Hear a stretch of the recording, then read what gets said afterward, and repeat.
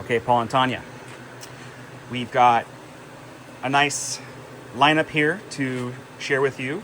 I'm just going to dive right in with some champagne. And we've got a mix of different styles. Starting with this grower, Egly-Ouriet. This is their Brut Grand Cru. It's Pinot Noir based blend from multiple grapes, multiple years. The base year being 2018.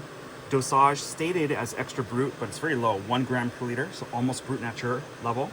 And this spends 48 months on lees. So 4 years getting that complexity and depth from the lees. This producer is based in the Grand Cru of Bonnet. So the village itself is rated Grand Cru. Next is Caïn. This is by Jacquesson.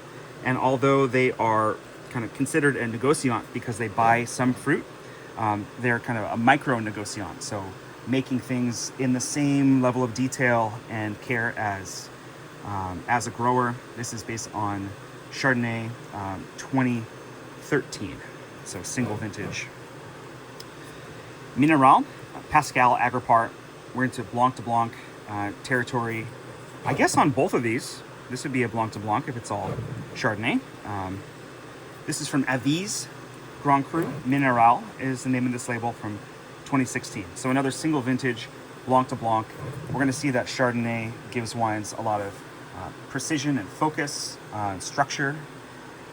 Pinot Noir gives more breadth and depth of fruit.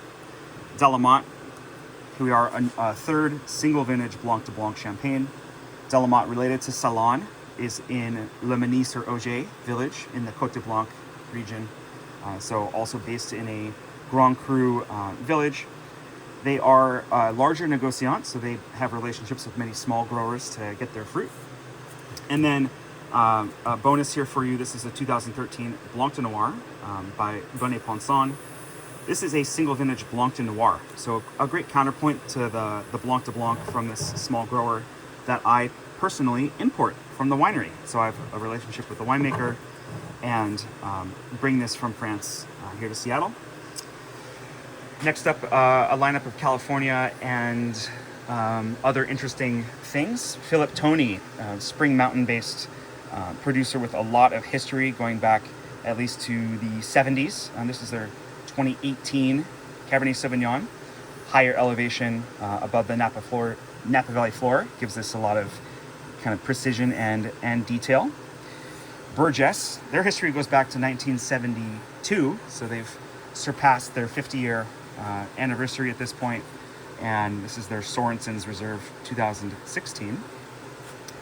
Caymus Special Selection. This is from back in the hallmark days of Caymus.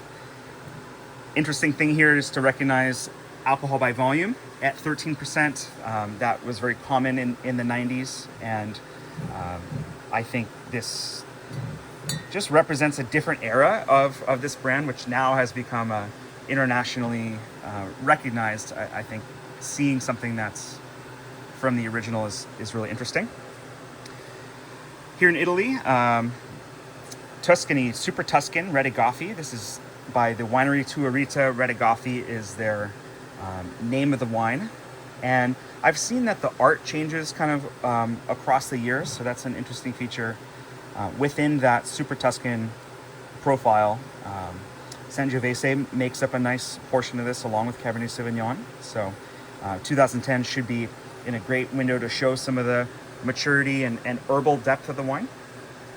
And then modern project that was started within the last 10 years. This is high elevation Agrelo single vineyard Cabernet Franc by Gran Enemigo in Mendoza. And then finishing out the set here, a couple of Pinot Noir facing off William Selyem. This is the East Side Road Neighbors, Russian River Valley 2020. A lot of really bright cherry fruit, super intense kind of round glossiness on the palate. Imposed against the 2005 Gevrey-Chambertin by Denis Mortet, Les Cinq Terroirs. So very differently styled wines here, more of a tart fruit, kind of mushroomy earth profile on the Burgundy. A lot of kind of really buoyant, bouncy, but still elegant fruit on the Selyem. And then exploration across Bordeaux. So making note of the villages here, we have Pauillac on 3, of the wines: Saint-Julien here, Margaux, and Saint-Emilion. So that's in reference to the vineyard area and the villages. These 5 are on the left bank, more Cabernet Sauvignon based blends. Right bank, Cabernet Franc and Merlot. A range of different years to check out here. 2001 on a few of them. Here's 09, 95, and 03. Without going into a lengthy discussion on vintage, 09 is known for kind of ripeness, generosity. 01, known for a bit more detail and finesse. 03 was a super hot year, so known for intensity and fortitude. And 95, I think we'll see a bit like with 01, a lot of finesse and detail. All of these, I think, should be in a great place right now. What we see with these warmer years like 09 is they mature a little bit faster. So it's like that kid in 5th grade who could dunk on everybody else. So a bit of a younger to mature. And then the 01s are just starting to come into a window. We had the 01 Latour recently. These are arranged kind of from north to south in the Medoc. So Pauillac through to Saint-Julien and Margaux. And then hopping over to the right bank in the Libournais for the Pavie. So this should set you up for some really nice tasting. Hope you enjoy.